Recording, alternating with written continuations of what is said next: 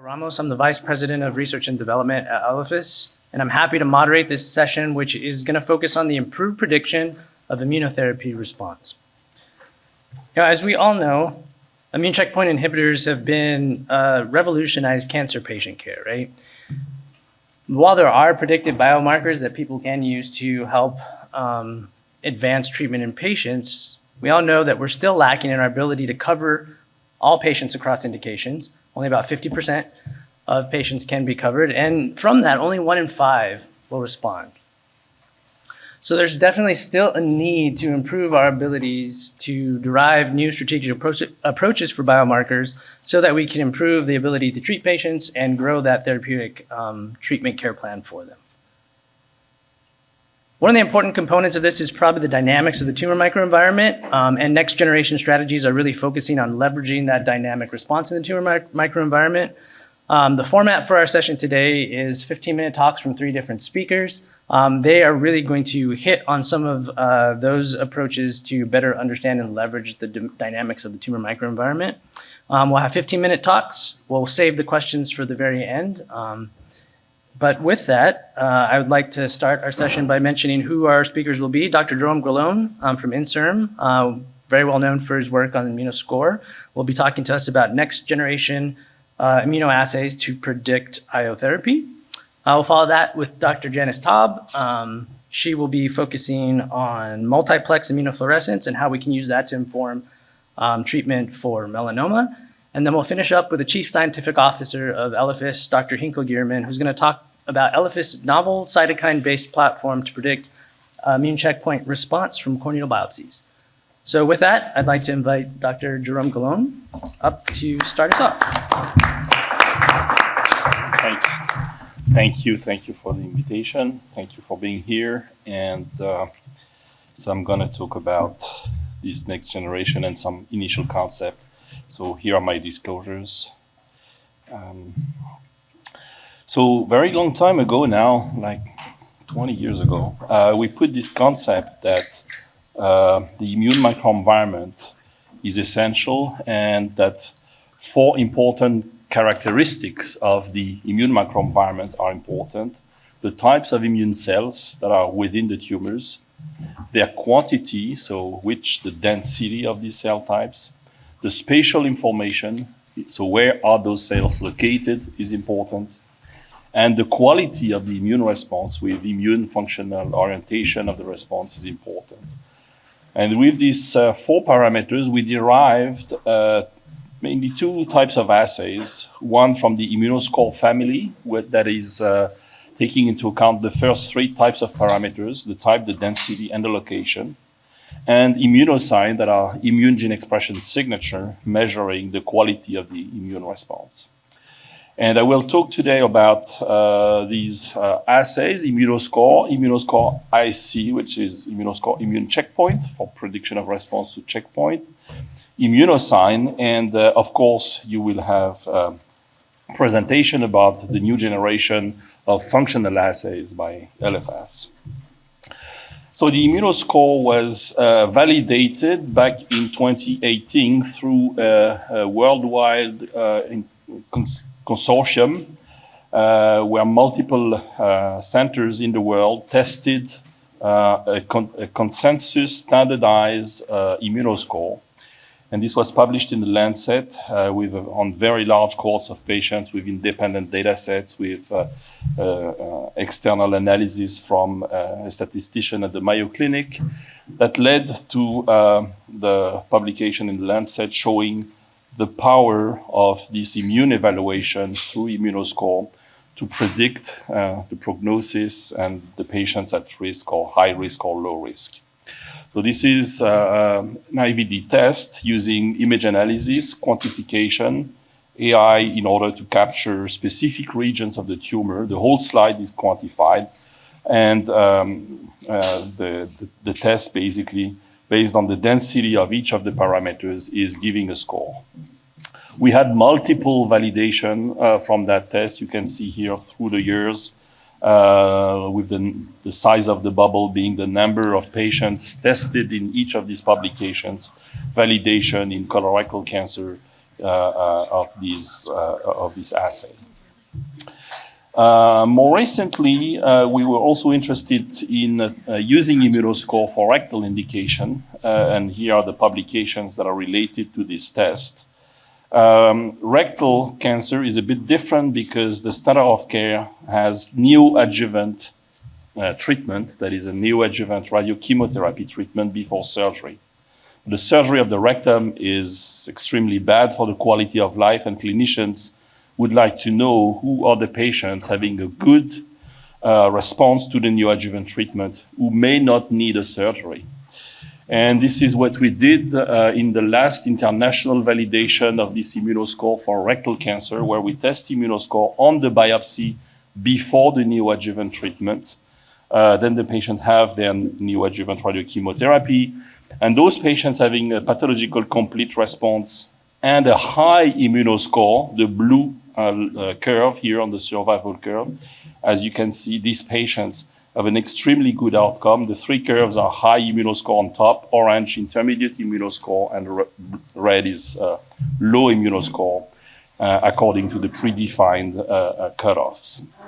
And most importantly, patients who had a watch and wait strategy, meaning no surgery, had the same very good outcome when being high Immunoscore. Therefore, this test could become a test useful for surgery decision. And we also discussed the fact that these immune biomarkers could help in not only stratifying patients, but also designing new combination immunotherapies, and you can read that in this review. And following our article that we published here in a Cell about the evolution of the metastasis in space and time, we were struck by the fact that there are three types of metastasis according to the local Immunoscore within the metastasis and according to the immunoediting, so the deletion of the immunogenic mutations in that metastasis. And the three groups are the low no patients, the high no patients, high Immunoscore, no immunoediting, and the high yes patients. And as you can see from this image, there was a very striking characteristics about the high no patients, the ones having high Immunoscore, so high densities of T cells, cytotoxic T cells. These tumors and these metastases had a difference compared to the others in the fact that they had close proximity of the T cells and cytotoxic T cells to PD-L1 positive cells that you can see on the statistical curves here. So we derived the test to measure not only the density of the immune infiltrate, but also the proximity of CD8 T cells to PD-L1, and that is the Immunoscore IC, Immunoscore Immune Checkpoint Assay, which is basically also a simple test. It's a duplex assay measuring CD8, PD-L1, and capturing not only the density of CD8 and the density of PD-L1, but also taking into account the spatial information, the distance, the clustering of the cells, and the proximity between PD-L1 and CD8. We validated this in lung cancer patients. So these are lung cancer patients receiving immunotherapy, anti-PD-1, PD-L1, as it is recommended for lung cancer patients. And as you can see, not all patients are in fact benefiting from the immunotherapy. Only the orange patients are clearly benefiting. These are the patients having a high Immunoscore IC test, Immunoscore IC score. The ones in gray have a low Immunoscore IC, and you can see that these patients, 100% of them, will have a rapid recurrence and will die. And this is the training cohort, and this was validated on an independent validation cohort of patients, showing that this test, Immunoscore IC, it's superior to the PD-L1 in predicting response to immunotherapy treatment. We validated also this test in metastatic colorectal cancer. As you know, colorectal cancer is a difficult to treat cancer with immunotherapy. This was published in the Lancet Oncology. This is a randomized phase 2 clinical trial with metastatic colorectal cancer patients in first line with a a standard of care, chemotherapy plus bevacizumab, the anti-VEGF, versus chemotherapy, anti-VEGF plus the anti-PD-L1. This trial was done on 218 patients, so it's a large phase 2 trial. And the result of the trial, according to the Immunoscore IC stratification, showed very, very promising and interesting results. The dotted curves here are patients with a low Immunoscore IC. They do not benefit from combo immunotherapy. The plain curves are the patients having a high Immunoscore IC, in blue standard of care, in red combo immunotherapy. So you see that the patients having a high Immunoscore IC do benefit from this triplet immunotherapy combination. And it's a very important group of patients because it is 32% of the patients that are Immunoscore IC in that population. And we are talking here about MSS colorectal cancer patients, of course. So since these results were very promising, very significant, we were able to do the test in all the patients. The pass rate for Immunoscore IC was 100%. 32% of the pMMR, the MSS patients being Immunoscore ICI, is 32%. The hazard ratio for combo immunotherapy is 0.4 with a very significant p-value and very strong difference in the median PFS, as you can see. And you have here the comparison of the Immunoscore IC on this phase 2 trial compared to the PD-L1 expression according to the classical PD-L1 CDX status test. So based on these results, we decided that we should initiate a phase 3 trial, which is ongoing. So it is a phase 3 trial for first-line metastatic colorectal cancer patients in MSS, and only in the patients being Immunoscore IC high, that are only the ones included into the trial, and it's the same treatment strategy. So it's currently recruiting and enrolling. And lastly, we work also on CAR T cells, thinking that the immune microenvironment was also important for CAR T cell to be efficient and effective, and that the efficacy of CAR T cell was not only due to the CAR T cells themselves, but also was dependent upon the immunity and the pre-existing immunity of the patients. So we have a few publications with CAR T cells. I will just highlight Immunoscore and Immunosign that were tested in this ZUMA-1 trial, that is a third-line CAR T cell trial for large B-cell lymphoma, DLBCL. And you see here, so it's an approved drug, of course, now, not only in third line, but also in second line. This was the third line patients who all received here CAR T cells. And you can see that the patients in blue are the ones who really benefit and have a much better survival when they receive CAR T cell in third line. And those patients on the left have a high Immunoscore compared to the low Immunoscore in pink, and on the right have a high Immunosign, this immune signature of adaptive immunity signature that was used here, and it's a predefined signature again. So if you are interested into the immune contexture of patients, this is our view of cancer. That is an immune view of cancer based on the similarity, in fact, between cancer types in terms of impact of immune cells. And this is the current status. There are some approved biomarkers that are the PD-L1 status based on AHC, the MSI status, the tumor mutational burden, the TMB. We think that there will be more and more powerful assays, such as Immunoscore IC to predict response to combo immunotherapy, Immunosign or other immunogenic signatures. Immunoscore is an extremely powerful test to predict the prognosis of cancer patients. And the next generation assays will also be functional assays like you will hear from Hinco later. And I thank you for your attention.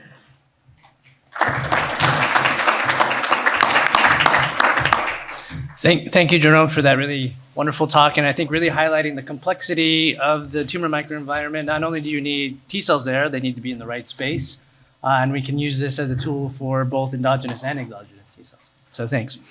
Our next speaker is Dr. Janis Taube. So welcome, Janis. Sorry about the. Goodies. Excitement. Thank you.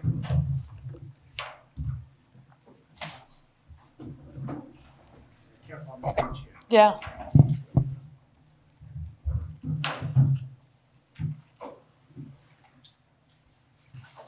All right, Janis again will be talking to us about multiplex IF and how we can use this for personalized therapy with patients with melanoma.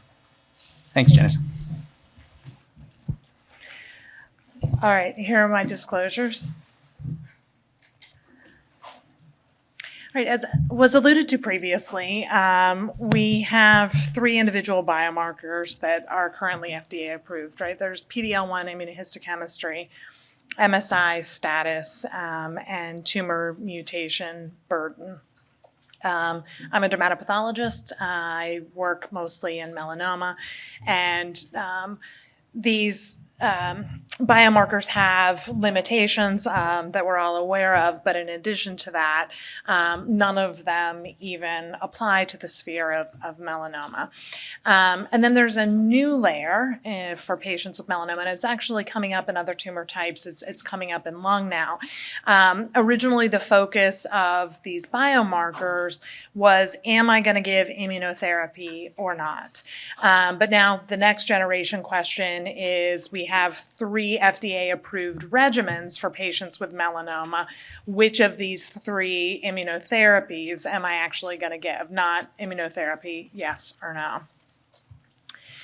And so over the last 8 years, we've developed this unique facility to really help us image slides in a broad way with immunofluorescence. So there's a lot of different ways to do mapping, and you can go high plex in a single focus spot, and our choice was actually to go very broadly with a lower plex and actually map 1 or 2 log folds more per slide than others were doing at that time.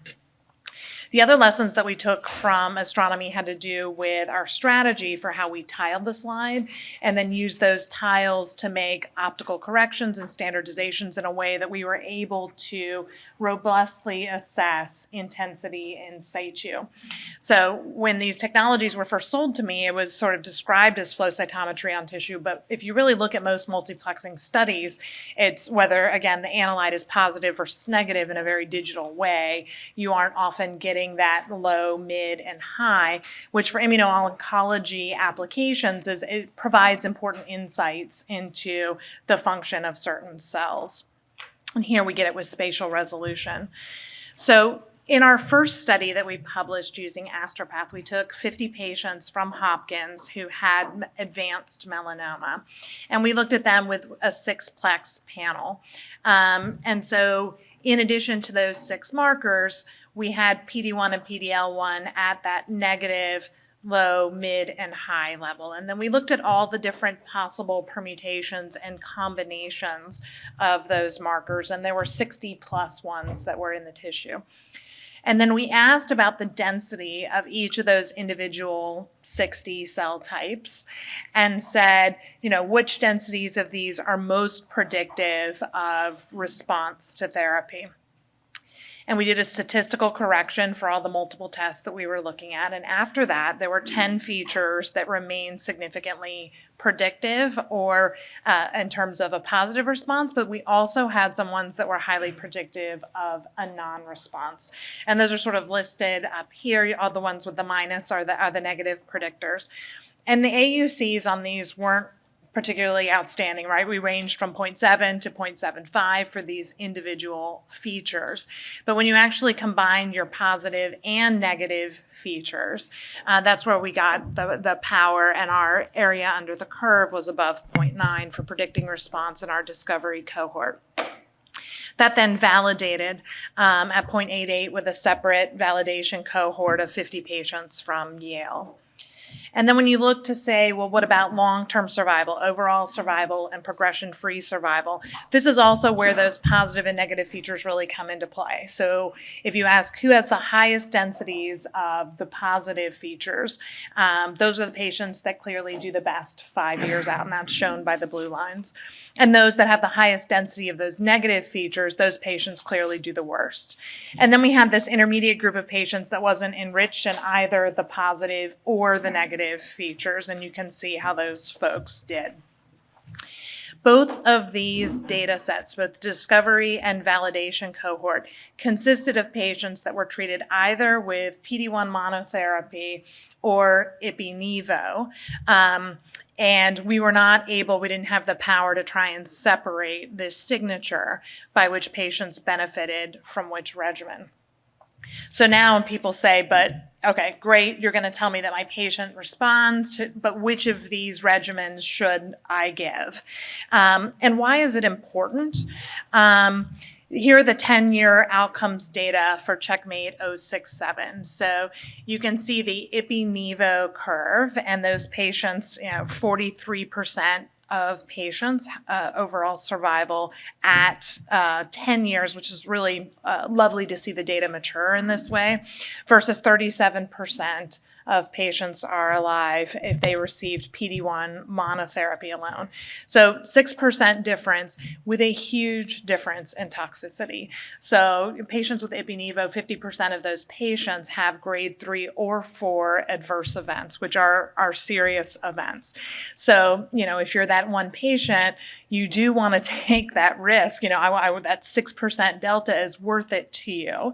But then there are also other patients who might not have the basic fundamental constitution, the fortitude. They're older, they have comorbidities. Do you really want to subject them to that if you don't have to? And then now we have another new approval for PD-1 plus LAG-3, which includes an anti-LAG-3 agent. And when that stacks up in terms of the immune-related adverse events, it's definitely less than the Ipi-Nivo combination, but it's still actually close to double PD-1 monotherapy. And so again, which patients actually require that combination therapy? And so today, really what we do is use the clinical data. At Hopkins, there are a bunch of folks that were involved in the RELIS studies, the PD-1 plus LAG-3, and so they feel comfortable with it. But in the data isn't nearly as mature, and the studies aren't as big as the one that I showed you. So a lot of providers in the community say, I want to see I'm comfortable with Ipi-Nivo. It's been around for 10 years. We know how it does versus Nivo alone. And our real hope is to be able to provide some biomarker guidance to these clinicians, as opposed to, well, this is a mucosal melanoma, therefore I'm going to do combination because. Okay, so if you think about it from a provider perspective, melanoma is really aggressive disease. It certainly can be. So there's really the question of how many tries do you get? So we'll go through this theoretical 70-year-old patient who has metastatic melanoma. So in theory, let's start the patient on PD-1 alone. They're 70, maybe they have some comorbidities. 12 weeks of giving PD-1, tumor has progressed. You now add on a LAG-3 agent, the tumor progresses, and then they're too sick for Ipi-Nivo. So you've undertreated that patient. So we go the other way, right? We've got our patient now who's 70 years old, and you're like, you know what? We're going to go ahead and just throw everything we can at it right now. You give Ipi and Nivo together, our most toxic regimen. After 12 weeks, it's amazing. You've got tumor regression, which is really wonderful. And now you've taken out their pituitary and a serious adverse event or lost a section of their colon. So maybe you could have just given PD-1. Maybe that would have been sufficient, and you've overtreated your patient. So again, this is the data where we had sort of started with our discovery and validation, but how do we take this forward? So we needed, first of all, more patients to determine whether they could be separated by monotherapy versus the combinatorial therapy with CTLA-4 using the assay that we'd already developed. And then there's the next question of, is this assay that we developed going to help determine who needs monotherapy versus PD-1 plus LAG-3? And then really the next question is, okay, if you can separate monotherapy from combination therapy, can you then discern which combination therapy is needed? And so this is a work in progress, but I'll show you where we are. So that cohort with the 10 years of follow-up, we were lucky enough to be able to get those slides from BMS. And we were able to test 152 patients now, increasing the power of our study. And you can see that this stratification still holds in terms of the good, the intermediate, and the poor prognostic group now in a third data set. But importantly, now we're able to ask, what about monotherapy and combinatorial therapy? And so that's shown in the plot on the right, where patients receiving monotherapy are shown in a solid line, and those that received the combination are the dotted line. And it gets a little busy to look at, so I'll sort of break these out. So that's the graph repeated again, but now by the different groups. So you can see in the good prognostic group, which is shown in green, the dotted line and the solid line, right, overlap each other. So there's really no benefit to adding on this potentially toxic regimen to a patient that is in the good prognostic group. Where you actually see the advantage of treating with combinatorial therapy is in that intermediate group. And you can see those patients with the dotted line in the intermediate group, those are the ones, right, that got the combinatorial therapy, and they're doing much better. And in fact, if you reflect back on the upper graph, giving those patients combination ipi-nivo actually moves them up into that good prognostic group. Whereas unfortunately for those patients in the poor group, neither of those standard of care regimens were effective for them. Okay, so now the next question of PD-1 versus anti-PD-1 and LAG-3. So we're in the process of testing that now. In terms of some of our close collaborators, they've also been working on this question, and they did some prelim biomarker analyses that was presented at ESMO and is now out and published. They were looking at PFS benefit by CD8 cell densities. And I'll point out a couple of things. First of all, PD-L1 status didn't actually help discern who was going to get a survival benefit from this other newer combination. And again, this newer combination includes an anti-LAG-3 agent. And in fact, LAG-3 as a solitary biomarker also didn't help separate who was going to benefit. There is one interesting piece, which is that similar to what I showed you before with our biomarker, if you look at CD8 densities, those with the highest CD8 densities actually didn't show a significant benefit from the combination versus monotherapy. So a similar trend. And since our assay, that 6-plex assay, includes CD8, we anticipate that this assay will help discern across these three regimens who needs monotherapy versus combination therapy. That's okay. So the next question, though, is number 3. How are we going to tell the difference between which combination therapy? And to do that, we've developed another panel, and this is a T-cell activation panel. So I mentioned that LAG-3 alone doesn't help differentiate who needs anti-LAG-3 added on to their regimen. And that might be because LAG-3 has multiple different meanings within the tumor microenvironment. And so if you look at the heat map, both cells that are exhausted and T cells that are activated express LAG-3 at the exact same level. And so if we want to differentiate between those, we add on other markers, granzyme, mesodermin, TBET, PD-1 for T cell activation status, and try to use those biomarkers to infer what the cell is doing, perhaps what cytokines are being generated, and more functional insight into what's actually happening. And so this is our next phase to test to see if we can figure out who needs which of those two combinations. So looking forward again, hopefully a tumor-informed clinical decision-making. Our 70-year-old patient with metastatic melanoma comes forward. Hopefully, when they get this result, which is an indicator of our good prognostic group, we'll be able to give them PD-1 monotherapy alone and get that regression of their tumor without that serious adverse event.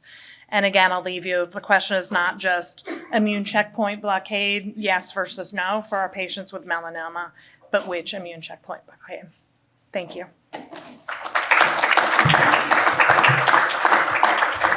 I think pulling back the layers of the onion a couple more, right? Not only would you benefit from checkpoint now, would you benefit from a combination, and then more holistically, the balance of safety versus efficacy for a particular patient. So I think amazing work. Thank you. Perfect on time. Our next speaker is Dr. Hinco Gierman from our Chief Scientific Officer at Elephas, and he's going to share a bit about Elephas's approach to take live tumor fragments from core needle biopsies using a functional cytokine readout. So here you go, Hinco. Thank you so much, Lalo, and thank you all for coming. And I hope the next 15 minutes will be good enough for you to keep you here, because we're really excited, because for the first time, we're going to give a first readout of our clinical data of our clinical trials. Here we go. This is my disclosure slide. So why am I here? Elephas has a mission to build a highly accurate diagnostic platform that can predict response to immunotherapy. You just heard from Dr. Galon, who has spent years working on Immunoscore and has made many contributions to our understanding and ability to predict. You heard from Dr. Janis Taube, one of the co-developers of PD-L1. And really, the big problem is, as of today, many things are predictive, but none of them are both accurate in a sensitive and specific way. And one of many examples I can show you is this from a recent paper from Flanagan, where they have an RNA-based algorithm that in head and neck outperforms PD-L1 on specificity, but as a consequence of that, the sensitivity actually drops below that of PD-L1. Our mission really is to make sure that for any patient that would respond to immunotherapy, we can find them being sensitive, but you also prevent putting patients unnecessarily on immunotherapy, like Dr. Taube talked about. And equally, if not more important, is also the choice, not if you get immunotherapy, but which immunotherapy. Today, it's melanoma, where you have Opdualag or Ipi-Nivo and Ipi, but there is a wave coming of new checkpoint inhibitors, BiTEs, bispecifics, immunomodulatory drugs, maybe even ADCs. It is rapidly getting much more complex, and we need to be able to guide the patient. So that's what we're trying to do, and that's what we're going to talk about today. So we had a hypothesis. And that is, you cannot accurately predict. It's like predicting the weather in Washington 2 years out today by placing thermometers everywhere. So instead, we said we're going to measure. We're going to functionally measure how a tumor responds to checkpoint inhibition. But there's multiple ways to do it. We explored RNA imaging, but a landmark paper in 2021, Nature Medicine, by the Netherlands Cancer Institute, Ton Schumacher, Daniela Thalmann, showed that by using cytokines in a functional assay using a live tumor biopsy where you treat them with a checkpoint inhibitor, you can very accurately predict response. They trained on 37 patients, and what I'm going to show you here, this is the heat map of the cytokines across those 37 patients. They built a classifier on those patients, including 12 of clinical data, and validated on another 25 and highly accurately predicted outcome of those patients. So what's the problem? That was done on resections. Most metastatic patients receiving immunotherapy get core needle biopsies, not resections. And for their approach, you needed a lot of tissue. So we set out over the course of many years to build a platform that can work with very small biopsies like core needle biopsies. And we built a device that can automatically cut a core needle biopsy into small fragments, spend a lot of work on encapsulating it in a gel. I'll show you more about that on the next slide. And then came up with a novel treatment methodology to combat the heterogeneity. We'll talk about that more. And then assayed all of those samples to come to a predictive algorithm that I'll show you at the end. So very quickly about the encapsulation. Many people have done it. We actually spent quite a lot of time improving on the encapsulation, which is really important to preserve the three-dimensional tumor microenvironment. This is 48 hours. You can see macrophages here, T cells. We preserve it functionally, but also keeping the lymphocytes inside the fragments. We are not supplementing with blood. This is the tumor as is that we keep alive, and it gets cold chain transported overnight to the lab. And as you can see, when we encapsulate it, we do a much better job keeping the T cells there. And the whole assay lasts 48 hours. Also, you can see that the tumor microenvironment, the ratio of immune cells stays the same. I'm showing CD4, CD8 ratio. We have a lot more data in our paper that just got accepted in Journal of Translational Medicine. So what's this new method that we use? Well, normally when you do an experiment, you have a control versus a treatment. And that's also what the Netherlands Cancer Institute did. When you do that and you have a very small amount of sample of a heterogeneous source, like a tumor tissue, you get variability. So here I'm showing you just the differences in concentrations when we do an experiment based off of resection, or now with core needles, much more variability. And it's not because of the signal going under LLOQ. So how do we solve for that? Instead, we put everything in one well, and we just treat the first 24 hours with control and the second 24 hours with the checkpoint inhibitor regimen. And we compare longitudinally by measuring over time the cytokines. We compare the second phase to the first phase. And that's how we measure whether or not there's an effect. In the paper, we showed that this works well and is comparable to the other approach, but you can do it with much less tissue, as little as 5 millimeters or less of a core needle biopsy. So to date, we've now done this on anti-PD-1, of course. This is an example of a responder, a non-responder for interferon gamma. We've done it on PD-L1 and combinations like you heard Dr. Taube talk about, PD-1, CTLA-4, also durvalumab. So that's the platform and the science of how it all works. The next step is now building and validating an algorithm. So how did we do that?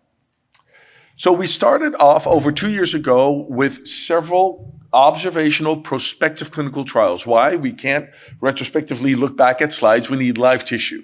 So we prospectively started doing this with over 15 hospitals across the US, including Mayo Clinic and many others. And to date, we've enrolled over 400 patients. But we're doing it prospectively. So luckily for the patients, about a quarter of the time or more, they actually don't even have cancer when they get their core needle biopsy. And when they do, they get treated with all variety of sorts of treatments. So only a small fraction of these actually end up on immunotherapy. However, we are able to use all of the ones that are confirmed cancer. And this is what that data looks like. This is 139 patients where we do unsupervised hierarchical clustering on a large panel of cytokines. And like the Netherlands Cancer Institute, we had a hypothesis, the same one that they had, which is when you treat with an immune checkpoint inhibitor, if the patient shows a cytokine response, which is what you show here, we hypothesize you're going to have an in vivo response as well. This is a mix of anti-PD-1, the majority, about 80%, but also 15% of these are ipi-nivo and other treatments. They're all mixed in, and so far, when we see a response, they kind of all cluster together, independent of tumor type or even treatment. And I'll just show you this. This is a zoom in of that response cluster. Very bluntly put, we see several subclusters, but two big groups. On the left, we see a very clean, classic T-cell inflamed cytotoxic response, interferon gamma, CXCL10, and that's about it. And on the right, we see several subclusters where you have more of regulatory signals. We were talking about LAG3 a minute ago, so you see some signals that are countering the treatment with the checkpoint inhibitor. But all of these cluster together, and we hypothesize that these are the responders.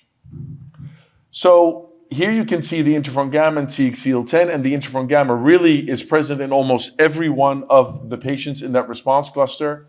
And here are those independent response clusters that we see in the cytokines in there. We're going to publish this in a couple of months from now, and we will share all the data. It'll be in an open access journal. So how do you build a classifier out of this? There's many, many approaches. What we did is we just took the area under the curve and also did precision recall on the heat map. So the classifier we built does not use any clinical data. In fact, the data I showed you is our training data set where we withheld the small set of patients that we knew were on immunotherapy and we had outcome data for. So we built it off of the heat map, and the question we're asking, how well do you predict your spot on the heat map? So when you do that, you get obviously good and bad cytokines. Interferon gamma, not surprisingly, has a very high AUC and ends up in the top. This is an example of one that ended up all the way in the bottom. And then this is the top cytokines that we get in our algorithm. We used predetermined cutoffs to build all of this, including the cutoff for the thresholds and the score. We used several algorithmic approaches to do all of that. And then you get this. So these are the same 139 patients that I just showed on the heat map.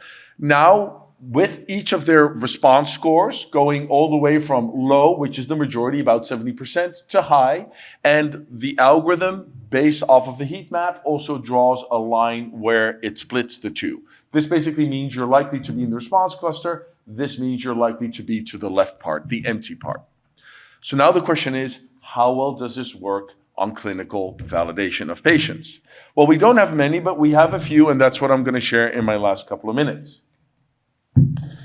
So we use RESIST 1.1 on our patients, and here's one of those patients that we withheld from the training data set, a lung patient on pembrolizumab mono, and unfortunately for the patient, they progressed on the first scan, and we had a very low score for that patient. And as you can see in the cytokines, no interferon gamma, no CXCL10, basically no real upregulation. Here's the opposite example. This is a patient that we did predict a response for. You see interferon gamma, CXCL10, and you also see lymphotoxin alpha, which could be indicative of tertiary lymphoid structures. And when you look at the immunofluorescence, which we do at the end of our assay, so we treat, and at the end we make FFPE blocks of our fragments. And you can see here both T cells and B cells. You heard Jérôme talk about the importance of B cells, what seems to be a tertiary lymphoid structure. And luckily enough, this patient seems to have a response at 3 months, which might have been driven in part by the pembrolizumab. So what does this look like for the patients that we have? I'm showing you two groups of patients, the patients that we withheld. So they're on pure immunotherapy. We know they have clinical outcomes. And we also added in some patients that were confounded because they were on IO chemo, but we, now having an algorithm, predicted a response for them. And we wanted to validate that prediction. And I'll show you one or two examples. But the takeaway is this. Whenever a patient has clinical progression, we correctly are predicting that they will have a no response. And when the patient, and that's a red dot, right, CR and PR are the red dots, has clinical response, we have accurately predicted that they would be a responder. You obviously see patients on stable disease, especially in real world data, right? This is not a clinical trial with ECOG 0, 1, and 2 patients, right? This is the whole spectrum. And we already have seen some of the upper stable disease dots go into red dots, and we're obviously going to follow up. The studies all have a 36-month follow-up period to see how this all pans out. But so far, this is going very well. So here's a really remarkable patient. So at the top of the chart, we have one patient that actually had the max score, and she is on pembro and chemo and had a complete response. And that's really remarkable because this patient had a really strongly predicted score. Luckily for her, she just had enough PD-L1 to be eligible for pembro and chemo, a de novo oligometastatic triple-negative breast cancer patient. And when you look at her cytokines, she has an incredibly strong response to the treatment. Sure enough, on the immunofluorescence, you see clear infiltration by lymphocytes, and this is her baseline scan where this is a PET scan, clearly has lesions around her left breast, and all of them, both metabolic and radiologic, complete response at 3 months, which is a remarkable response. And we don't know, but highly unlikely to be just driven by the chemo alone. So very excited for her and to see this kind of results. In contrast, this patient did not have a PD-L1 positive biomarker readout. Luckily for the patient is a squamous cell carcinoma patient, so they got pembro anyway. And as we predicted, they actually did have a response. And that brings up a question, which is where we started and which is the end of my presentation. what about the IO biomarkers? We started by saying PD-L1, no offense, Janis, and other biomarkers are not accurate enough in terms of sensitivity or specificity. So if we are, it would predict that you would see a fair amount of discordance between PD-L1, MMR, MSI, and our prediction. So what I'm showing you here is of all the patients that we have assayed and analyzed so far, the ones that are in tumor types, like non-small cell lung, colorectal, that have a biomarker-driven indication for monotherapy. Right? So it's only a handful of tumors that have that. And the ones that we have biomarker data for, these are the ones that are positive, about 20% of that cohort. 1 in 4 of those only are predicted responders by our platform. And that is more or less consistent with the objective response rates you see in literature for biomarker-driven tumors, right? It depends on the tumor, but that's not inconsistent. The majority of patients, however, are biomarker negative, about 80% in this cohort. And there you still see that about 1 of 6 we predict to be a responder, right? So these are patients that per their biomarker would not necessarily be eligible, at least not for monotherapy, yet a fair number of them we predict that they would respond. And in this cohort, it's actually in absolute terms the larger group of patients, right? Now you can flip that and you can ask the question, well, what about the actual treatment? So what I'm showing you here is the group of platform responders that we know treatment information on. That's 33 patients, and then 36% of them currently frontline are not receiving any form of immunotherapy. So we predicted them to respond. More than 1 of 3 are not receiving immunotherapy. If you would extrapolate that, that's almost 10% of all cancer patients. And finally, the group of non-responders, right? So these are much less likely to receive benefit from immunotherapy. Actually, the majority is still on immunotherapy, right? Think of non-small cell lung cancer, right? Per NCCN guidelines, as long as you don't have a driver, you get put on IO chemo. And that does come with toxicity, like you just heard Dr. Taube talk about.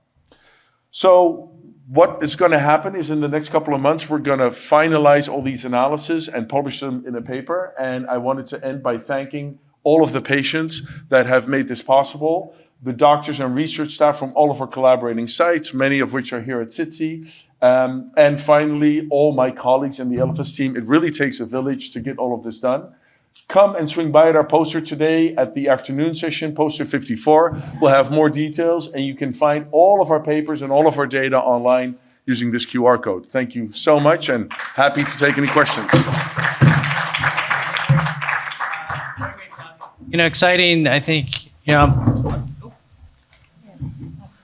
obviously I've seen this data, so I'm excited to be able to share it with this group here, really, and highlight that we can take live tumor tissue and show that we get biological and immunological responses that we would predict with checkpoint therapy. That's 1. And then 2, that we have the potential now to leverage this type of approach to really predict real-world outcomes for patients, right? So with that, will you please thank all our speakers again? Thank you very much for some great talks. And go ahead, we can thank. Yeah. And open the floor to questions. Please come up to the mic and ask some questions. And while you think about your question, we're very, very interested in partnerships, and we will happily share with anyone the data that I just showed with you for you to analyze, or even our sample. So if you're interested in any partnership, feel free to come up to Lalo, myself, or one of my colleagues. Go ahead. A question to Elephas, Chakra, Predicts Bio. There was one slide where you had the training data showed the high accuracies. And when you went to the prospective data set, let's say prospective, how do you get those numbers up? It looks like the numbers are not 0.97, the response numbers or the prediction accuracies. Is that fair to say? Because you're asking about the AUC number that I showed? Yeah. Great question. So the AUC is how good our algorithm predicts your position on the heat map. For that, we have an AUC. Right? For now, all of the validation patients look concordant. I think it's very premature and misleading to make any claims about our sensitivity or AUC, but we will absolutely do that once we have a large enough cohort. And our goal is to be both sensitive and specific. So I would say AUC of at least 0.85. Otherwise, we're going to keep on working.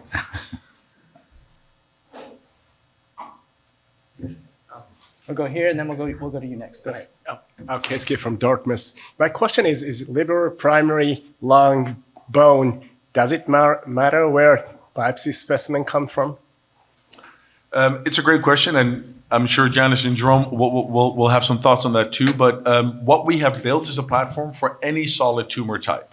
So what I showed you shows you lung, liver, kidney, bladder, melanoma, and many other tumor types. And so far, we don't see a difference that when they respond. Some of them have liver mets, which is known to be, reducing the odds of response.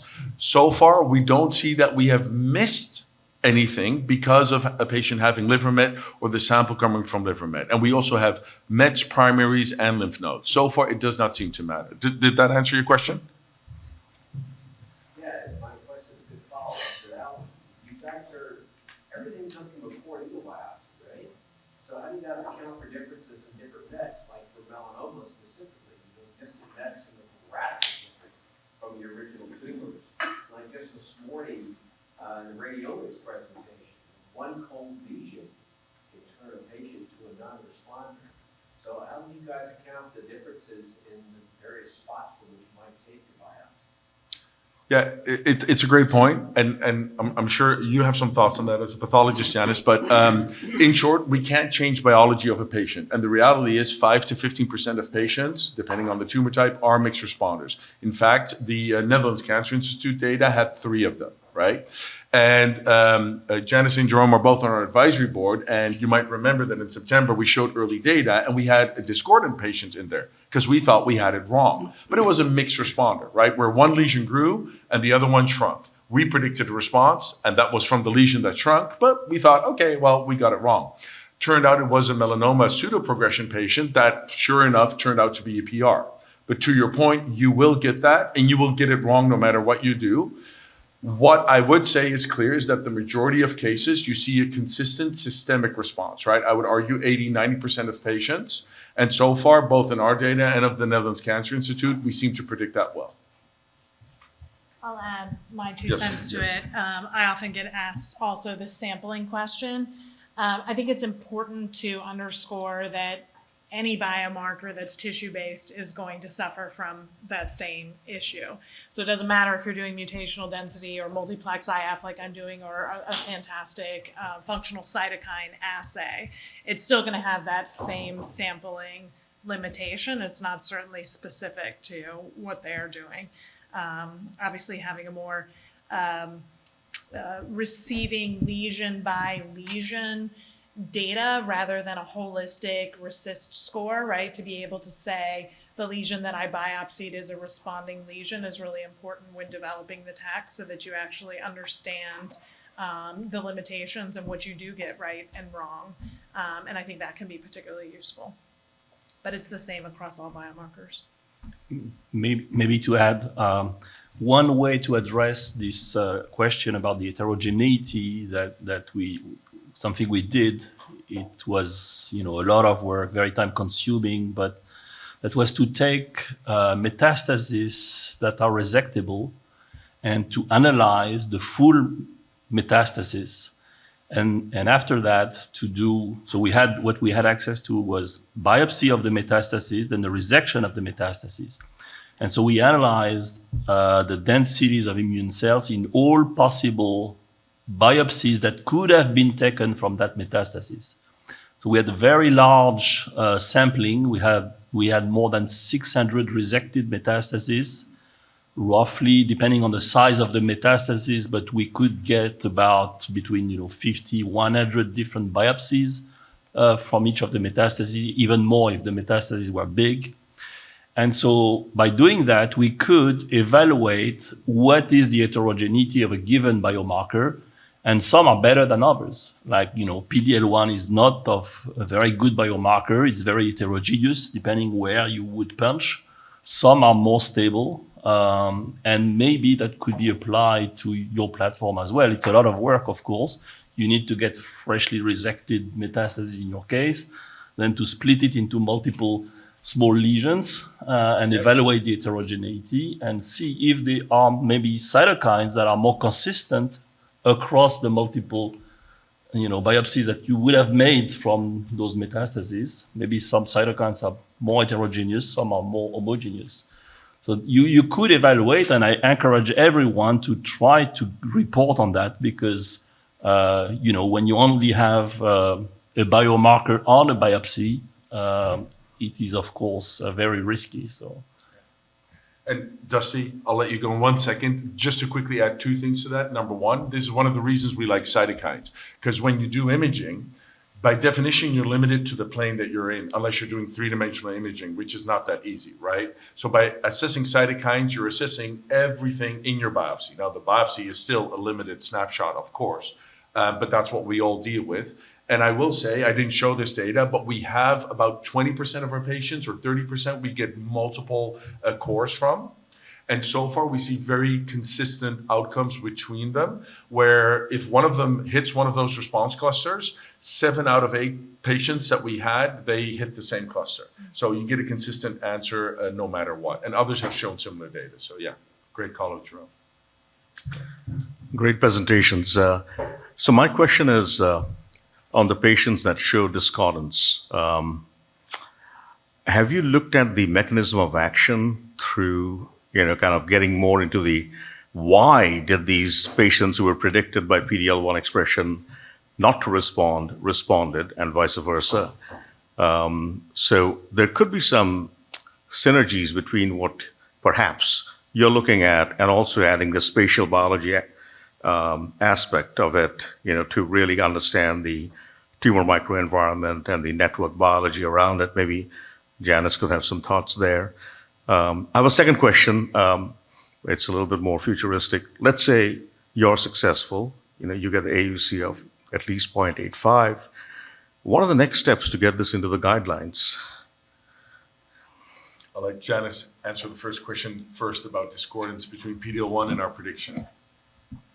So there are different mechanisms of PD-L1 expression in the tumor microenvironment, and I think it's very simplistic to say, but you can imagine there's a constitutive expression where it's expressed all the time on certain tumor cells, and irrespective of whether there's an immune infiltrate present. So we see that most often in bladder and other squamous histologies, skin, squamous cell carcinoma of the lung. You'll remember maybe that PD-L1 was not approved as a biomarker for squamous cell carcinoma in the lung in the initial 017 and 057 studies, right? There was a difference between adeno and squames for that. Whereas in other tumor types, PD-L1 is a surrogate of an ongoing immune response to tumor, and that's how it is in the vast majority of melanoma. So melanoma will upregulate PD-L1 when there's an immune infiltrate that's there. And so when you're using that, it's the same thing as using, for example, an interferon gamma gene signature or other ways, even CD8 cells. To detect it, those would be synonymous in that setting.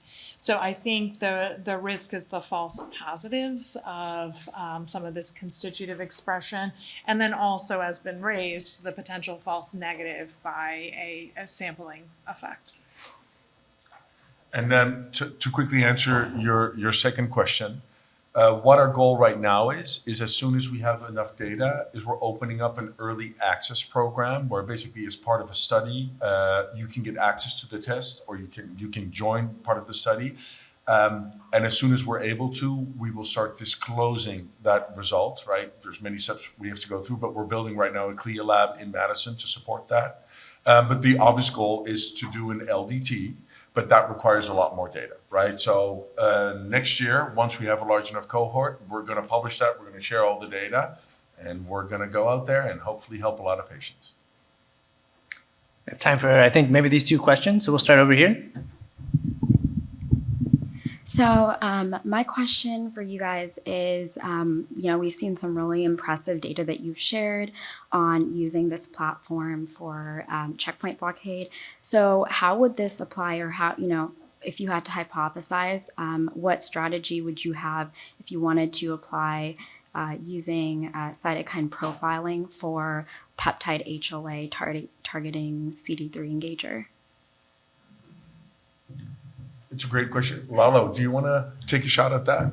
Yeah, I mean, I think that's a great question, right? In peptide specific, right, you're dealing with very well, as by definition, specific populations of cells, right? So right now we're intaking, clinical samples from a broad range of patients. It's not matched to any sort of HLA, right? I think the benefit that what we've shown now with the platform is that you can elicit immune response you would predict to be T cell responsive, right? So that opens the possibility there that we could evaluate T cell responses in the model, right? We'd have to match, the patient HLA type responses, and I think that's something that we could do. The throughput is much, much smaller, but with a well-designed, trial approach, I think that's quite doable. But I think the big point is that cytokines should marry themselves to that type of evaluation. It's just about matching the right samples into it. Yeah, just to add to that, what we have done is built a platform that preserves the TME, including the immune cells, and then you can measure whatever you want, right? We use cytokines, but as long as there is an immunomodulatory response that you would see in the tumor with the immune cells present there at the get-go, we would be able to measure it. Great. One last question. Hello. Thank you so much for your presentations. My question would be for the non-responders, do you guys see any maybe like biological vulnerabilities that we might be able to exploit to develop new treatments? Thank you.